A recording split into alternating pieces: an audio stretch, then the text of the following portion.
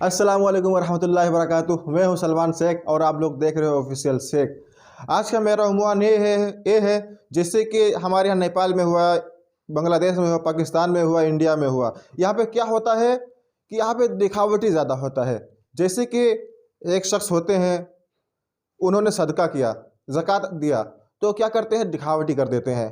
बहुत से लोग ऐसे होते हैं, बैनर में लगा देते हैं कि हमने इनको इतना सदका किया है, इतना हमने इनको इतना मदद किया है। और बहुत से लोग ऐसे होते हैं जैसे के पास उनके पास पैसा नहीं है, पैसे से परेशान है, वो लोग नमाज़ पढ़ते हैं। तो जब नमाज़ पढ़ते हैं तो जब मस्जिद से जब बाहर निकलते हैं तो अभी दिखावटी में हो जाते हैं।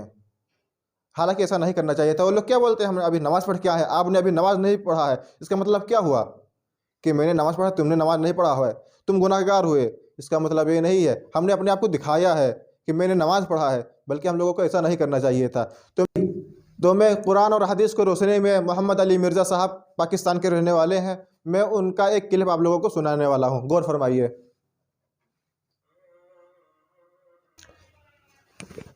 सबील इम्मा शाकिरन व इम्मा कफूरा। हमने तो हदायत का रास्ता वाज़े कर दिया है, चाहो तो शुक्रगुजारी की रविश इख्तियार करो, ख्वाह ना शुक्री की।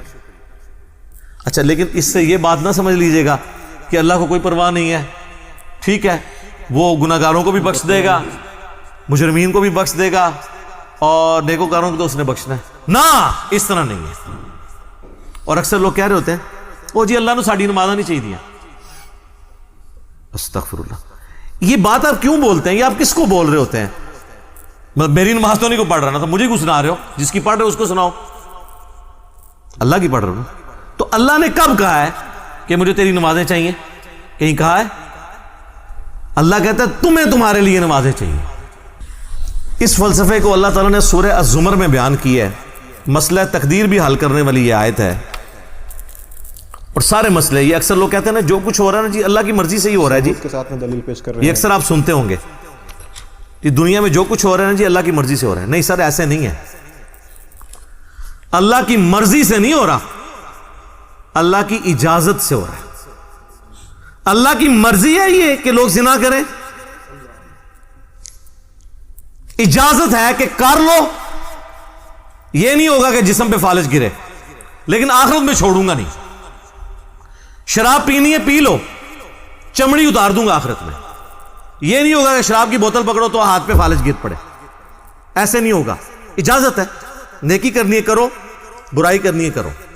मर्जी नहीं है, मर्जी यही है कि पैगंबरों का रास्ता इख्तियार करो। यह फलसफा जो है ना सूरह ज़ुमर में बयान हुआ है, आयत नंबर 7। सर ये 7 नंबर आयत तो आप सारे अपने करीबी लोगों को सुनाएं, अपने ऑफिस में सुनाएं, अपने दोस्तों को, घर वालों को। इन तकफुरू फ़इन्नल्लाह गनिय्युन अन्कुम। देखो, अगर तुम अल्लाह का कुफर करोगे, ना शुक्री की जिंदगी गुजारोगे, तो याद रखना अल्लाह बेपरवाह है, अल्लाह को कोई फर्क नहीं पड़ेगा। लेकिन इसका यह मतलब भी नहीं है कि अल्लाह को नहीं फर्क पड़ा तो अल्लाह ताला छोड़ देगा, नहीं। वला यरदा लिइबादिहिल कुफ्र। लेकिन मैं कभी राजी नहीं हूं इस बात पे कि कोई मेरी ना शुक्री करे, मेरी ना फरमानी करे, मेरा कुफर करे। व इन तशकुरू यरदहु लकुम। और अगर तुम शुक्र गुजारी की रविश इख्तियार करोगे, यानी अल्लाह के ताबे फरमान रहोगे, तो ये अल्लाह ताला तुमसे पसंद करता है। वला तज़िरु वाज़िरतुम विज़रा उखरा। कोई जान दूसरी जान का बोझ नहीं उठाएगी। हर शख्स ने अपने अमाल का जवाबदेह खुद होना है। सुम्मा इला रब्बिकुम मरजिउकुम। इसके बाद तुम्हें लौट कर तुम्हारे रब की तरफ जाना है। फयुनब्बिउकुम बिमा कुंतुम तामलून। फिर वो तुम्हें खबर दे देगा जो कुछ तुम दुनिया में अमाल किया करते थे। इन्नहु अलीमुम बिज़ातिस सुदूर। बेशक वो तो सीनों के छुपे हुए राजों को भी जानने वाला है। अल्लाह अकबर। यार अल्लाह से कौन भाग सकता है? मेरे भाई, आप अपनी दाढ़ियों से, पगड़ियों से, नमाजों से, तस्बीहों से दुनिया को धोखा दे सकते हैं, कानून को चकमा दे सकते हैं, अल्लाह से भाग के कहां जाएंगे? अल्लाह तो इतना बारीक बीन है कि जिन लोगों की नमाज, हज, ज़कात भी लिखे होंगे ना, क़यामत वाले दिन फरिश्तों ने नेकियों के ढेर लगाए होंगे, अल्लाह 0 से मल्टीप्लाई कर देगा। अल्लाह से बड़ा डर लो सर, अल्लाह बड़ा डाटा जाए। हां, अल्लाह वाले बन जाओ तो अल्लाह से ज्यादा कोई शफीक नहीं है, लेकिन अल्लाह के नाफरमान है तो सर अल्लाह बड़ा डाटा जाए। مسلم شریف میں حدیث ہے سب سے بڑی 3 نیکیاں کون سی ہو سکتی ہیں؟ تینوں نیکیوں کے بارے میں نبی علیہ السلام نے کہا کہ یہ کرنے والا بھی جہنم میں چلا جائے گا۔ نمبر 1 آپ نے فرمایا قیامت والے دن اللہ تعالیٰ ایک شہید کو اٹھائے گا اور پوچھے گا میں نے تجھے اتنا کچھ دیا، اچھی صحت دی، تو نے میرے لیے کیا کیا؟ وہ کہے گا یا اللہ جان سے قیمتی کون سی چیز تھی تیرے لیے دے دی۔ تو اللہ تعالیٰ فرمائے گا تو نے جان اس لیے دی کہ لوگ تجھے بہادر کہیں، تو دنیا نے تیری بڑی تعریف کی، تو دنیا سے اپنا اجر لے چکا ہے، میرے ہاں کوئی اجر نہیں، اوندھا منہ کر کے جہنم میں۔ بالکل صحیح۔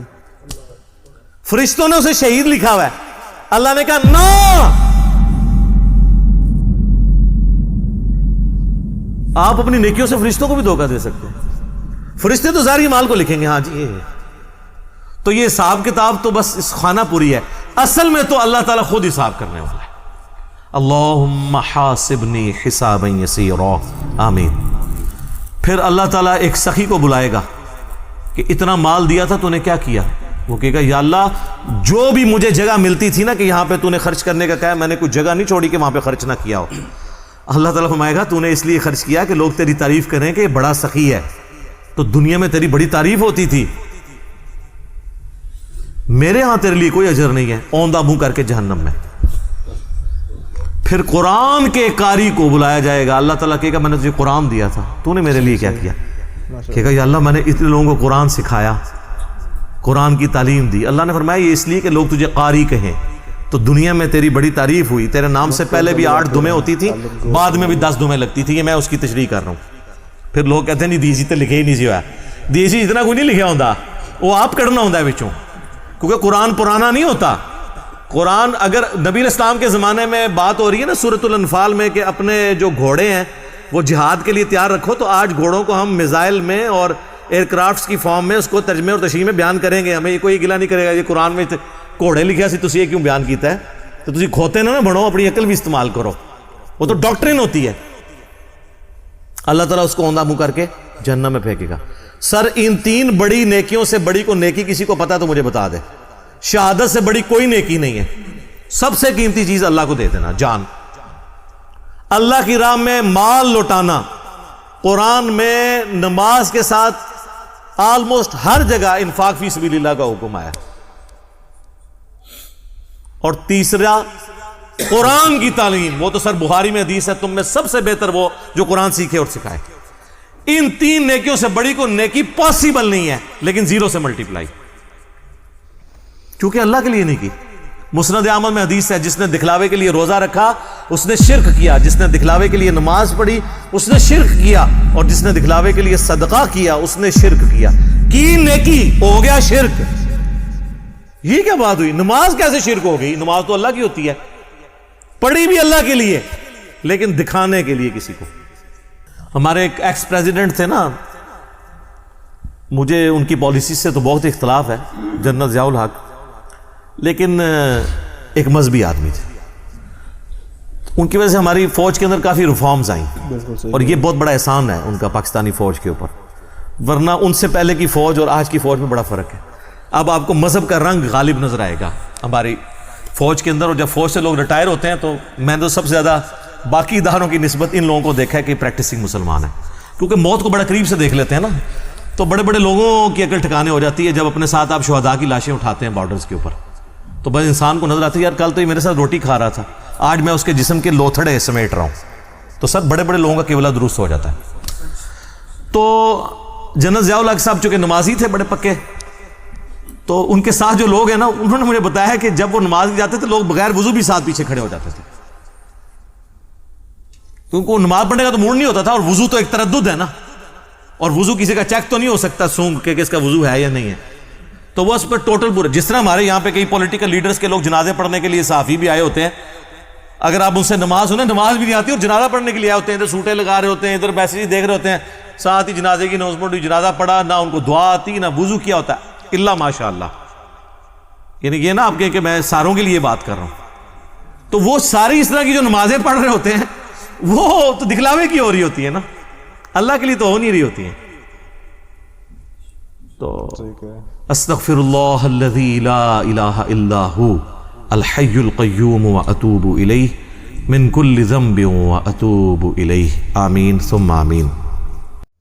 تو میرا کہنے کا مطلب یہی تھا کہ جیسے کہ آپ ایک سخی ہیں، پیسہ والے ہیں، تو آپ کو اگر صدقہ کرنا چاہیے تو اللہ کے نبی صلی اللہ علیہ وسلم کی حدیث ہے کہ آپ اگر دائیں ہاتھ سے صدقہ کر رہے ہو تو بائیں ہاتھ کو پتہ نہ چلے.